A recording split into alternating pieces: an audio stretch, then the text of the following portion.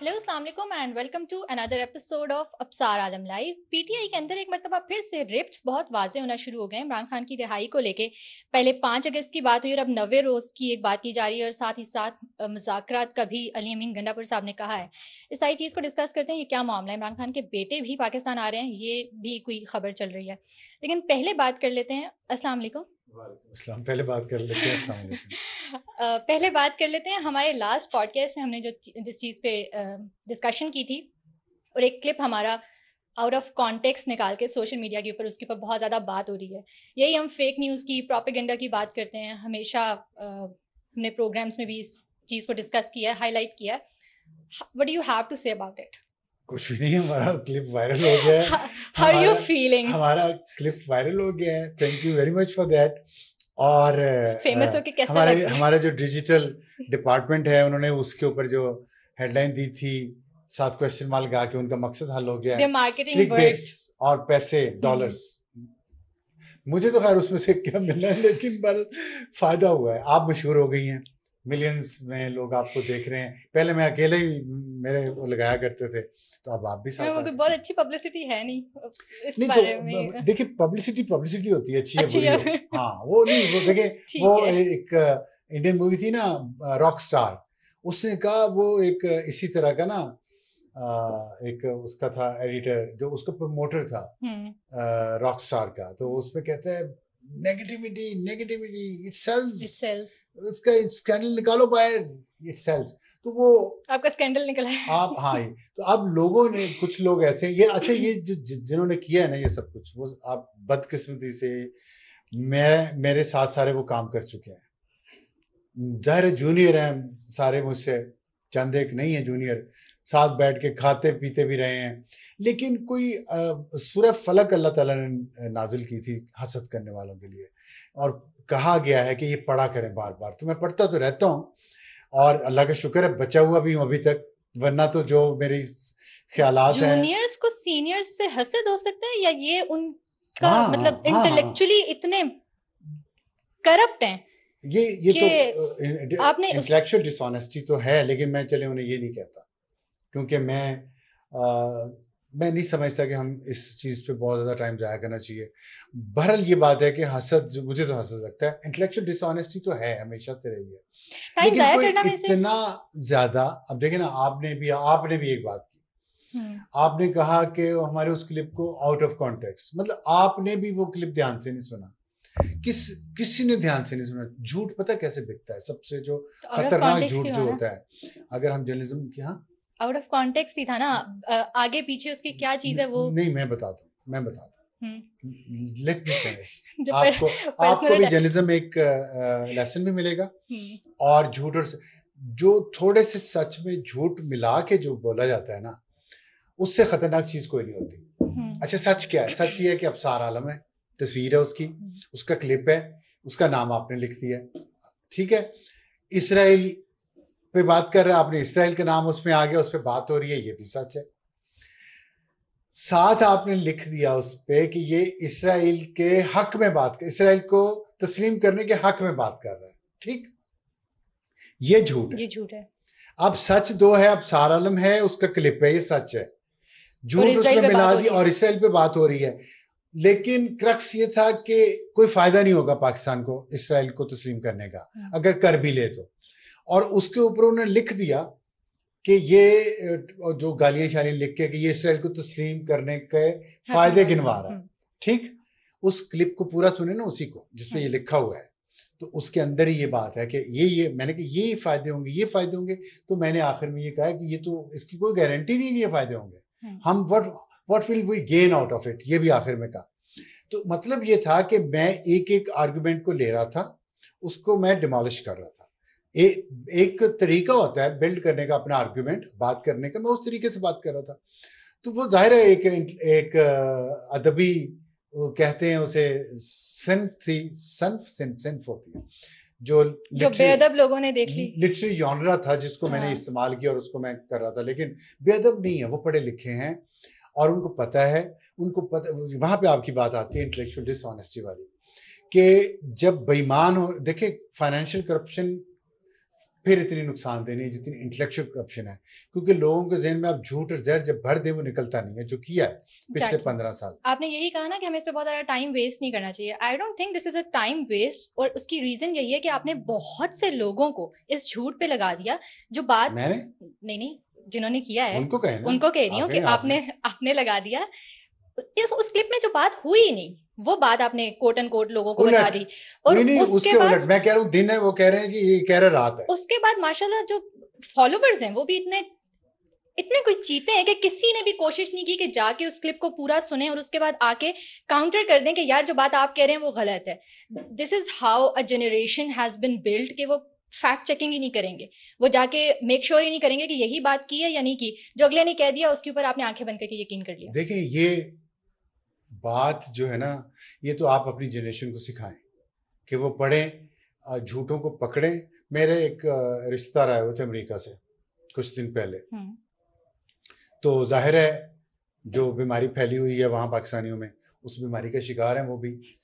तो साथ मुझे कहने लगे कि बात हो रही थी, मैं उन्हीं दिनों मैंने एक वो किया था यूट्यूबर्स के पैसे कमाने पे, और वो सारा जो जिससे झूठ और जहर बोल बोल के करते हैं ना, तो मैंने उन्हें रिकमेंड किया, मैंने कहा देखें, तो देख के कहने लगे, कहते हैं आपकी बात तो ठीक लग रही है, और मैं इमरान रियाज का वो झूठ नहीं भूल सकता जो उसने आसिफ अली जरदारी की मौत के बारे में बोला था, और मुझे उस शख्स से पता नहीं क्या, मैं कोई यकीन नहीं करता उसकी बात पे।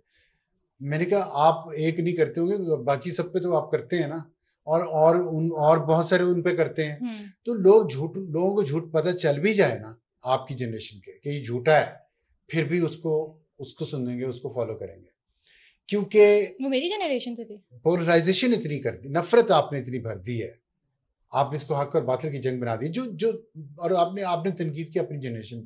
मैं आपकी जनरेशन में तनकीद नहीं करना चाहता इतनी, मैं उस घटिया और इंटेलेक्चुअल डिसऑनेस्ट जनरेशन पे तनकीद करना चाहता हूँ जो आपसे बड़ी है, जो हमारी है या हमसे थोड़ी सी छोटी है, जिन्होंने पैसे की खातिर अपना ज़मीर बेचा है और झूठ फैलाया।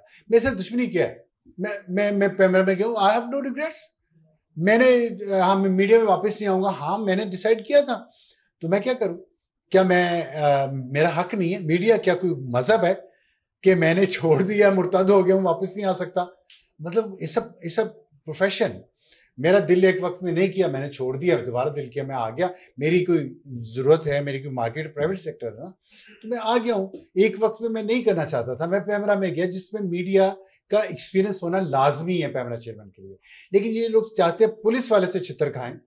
पुलिस वाले वहां थे पहले, चेयरमैन पैमरा जितने भी आते थे, इनको पुलिस वालों से छितर खाने का शौक है। मीडिया वाला अपने तजर्बे की बुनियाद पर अगर वहां पर वो गया है तो ये नहीं है वो मीन मेख जो मर्जी निकालते रहे। और मैंने कोई गुनाह तो नहीं किया, एक फ्रंट डोर से एक प्रोसेस के जरिए गया हूँ, छोड़ा मीडिया।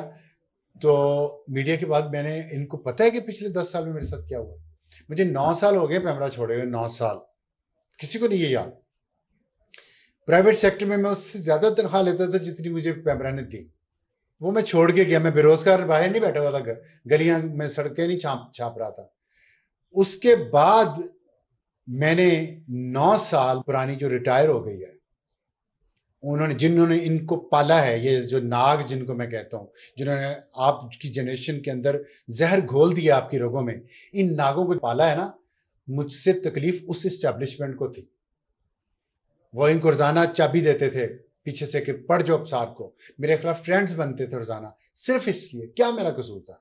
मेरा कसूर सिर्फ ये था, मैं सच बात करता था, मैं किसी का प्रेशर नहीं लेता था, किसी का भी नहीं लेता था। इनको तकलीफ ये थी जो अब रिटायर होकर घर बैठे पेंशन खा रहे हैं ना, कौम के बच्चों को खराब करके, और गोल्फ खेल रहे हैं, इनको तकलीफ ये थी अब सार हमारी पॉकेट में नहीं था। और मेरा ये ईमान है कि तुम हो क्या चीज कि मैं तुम्हारी पॉकेट में हूं। हाँ, अगर मुझसे कैरेक्टर में बेहतर हो, इंटेलेक्ट में बेहतर हो, मुल्क से ज्यादा वफादार हो तो इज्जत करूंगा, वरना मुझसे एक्सपेक्ट ना करेंगे मेरे। तो उनके पास ये पालतू थे नाग, वो खुद तो उनमें इतनी हिम्मत नहीं है डायरेक्टली मुझसे कन्फ्रंटेशन करते, वो भी की बाद में, मुझ पर कातलाना हमला हुआ, मेरे बच्चों को यूनिवर्सिटी में इतना तंग किया गया, मेरे बेटे को उठा के ले गए, मारा उसको, मेरे पे मुकदमात हुए गद्दारी के, बगावत के। क्या था मेरा कसूर? मैं बाहर बेरोजगार बैठा हुआ था। मैं बताऊं इनको कि मैं टीआरटी में टीआरटी में, यहाँ से अपना टिकट लेके गया इंटरव्यू देने के लिए इस्तांबुल, टीआरटी में जॉब करने के लिए। उन्होंने मुझे, आज मैं पहली बार ये बात बता रहा हूँ, $400 की उन्होंने मुझे ऑफर की पर मंथ। उन्होंने कहा आप हमारे लिए एक वीकली एक आर्टिकल लिखेंगे, इस रीजन का एनालिसिस करके देंगे हमें, पॉलिटिकल सोशियो इकोनॉमिक जो भी है, और जब भी टीआरटी को जरूरत होगी एक एनालिस्ट की साउथ एशिया पे, पाकिस्तान से हम आपको लिया करेंगे टीवी पे। Agreed, signed. वापस आ गया मैं, आके पहला मेरा उन्होंने कमेंट, पहला दफा मुझे उन्होंने टीवी पे लिया। ये मेरी पहली जॉब थी 1 साल बेरोजगार रहने के बाद, क्योंकि मुझे कहीं जॉब नहीं करने दी जा रही थी। तो उन्होंने मुझे लिया, मेरा एनालिसिस ऑन एयर गया। मैं ये कैमरे पे ऑन रिकॉर्ड ये बात कर रहा हूं, पहली दफा वो ऑन एयर चला गया, लाइव था टीआरटी पे, इंटरनेशनल टीवी चैनल तुर्की का, हाँ। तुर्की का। जैसे ही वो गया वहां, यहां पे उनके ऑफिस को फोन कॉल आई, अगर आपने ये ऑफिस चलाना है यहाँ पे टीआरटी का, तो ये बंदा आइंदा में टीवी पे ना नजर आए, और ना ही इसका कोई आर्टिकल छापेंगे। और ये जो ऑन एयर चला गया है ना इस वक्त, एक इसका कमेंट एनालिसिस, ये आपकी वेबसाइट पे डिजिटल पे पड़ा हुआ है, इसको हटाएं यहाँ से। And with in an hour it was removed. मेरा एक 25 साल पुराना दोस्त जो बहुत बड़ा आर्टिस्ट भी है, मैं उसका नाम नहीं लेना चाहता क्योंकि मैं उसे शर्मिंदा नहीं करना चाहता, उसको एक एड कैंपेन मिली जिसका मीडिया से कोई ताल्लुक नहीं था, मीडिया के काम से। उस वक्त तक मुझे 5 साल हो गए थे बेरोजगार हुए। उसने मुझे कहा कि तुम एज एडिटर, मैं जितनी भी कैंपेन बना रहा हूँ उसको तुम पढ़ के उसकी एडिटिंग करके, इंग्लिश में उर्दू में दोनों में होनी थी, तो तुम हमारे साथ काम करो, 4-5 महीने का प्रोजेक्ट है, तुम्हारे भी बस पैसे बन जाएंगे। मैंने एग्री कर लिया। पहली मीटिंग हुई, लाहौर गया, वहां सारी चीजें तय हुई, पैसे नहीं तय, मैंने पैसे नहीं मांगे उससे, उसने कुछ जो भी देने थे, मुझे ये भी नहीं पता कितने देने थे। वापिस आया हूँ, दूसरे दिन एक ट्वीट की बुनियाद पे मुझ पे गद्दारी और बगावत का केस करवा दिया गया। Asim Saleem Bajwa special adviser to prime minister Imran Khan थे, और फवाद चौधरी वजीर इतलात थे, और आसिफ DGISPR था, फैज DGC था ISI में, और कमर जावेद बाजवा आर्मी चीफ था। उसने सुबह खबर छपी, अब सार के ऊपर मुकदमात हो गए हैं ट्वीट करने पे, जिसमें मैंने सिर्फ ये पूछा था, भाई अपनी तनख्वाह में तुम बच्चों को 3 को कैसे बाहर पढ़ाते हो, मुझे ये फॉर्मूला बताओ, मैंने भी पढ़ाने अपने बच्चे बाहर तनख्वाह में। उसने मुझे मैसेज पे, उसने टेक्स्ट पे मुझे फायर कर दिया, मेरे दोस्त ने 25 है। उसने कहा मेरे पे इतना प्रेशर है कि मैं तुम्हें ये 4-5 महीने की नौकरी भी नहीं दे सकता। और ये लोग मेरा मजाक उड़ाते थे, मुझे गोली लगने पे फिल्मों के क्लिप लगाते थे, कहते थे झूठ बोल रहा, मुझे कातलाना हमला हुआ, गोली लगी, मैं झूठ बोल रहा।